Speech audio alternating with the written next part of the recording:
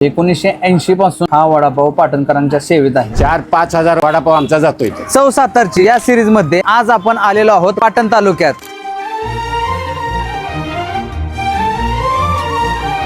इथं आपण आज ट्राय करणार आहोत कुंभारवाडा, ज्यांनी पाटणकरांच्या मनावर राज्य केलेलं आहे. तर आपला वडापाव आलेला आहे. एका प्लेट मध्ये पाव आहे, वडा आहे, त्यासोबत मिरच्या दिलेल्या आहेत. मला विशेष वाटते या वाड्याची साईज, पावाबरोबर या वाड्याची साईज आहे.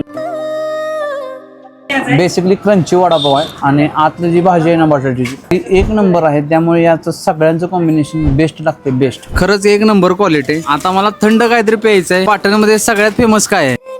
कोयना लस्सी. आता आपण जाणार आहोत कोयना लस्सी ट्राय करायला. चला. जवळपास 12 महिने चालू असणारी ही कोयना लस्सी कशी आहे ते बघूया. चला.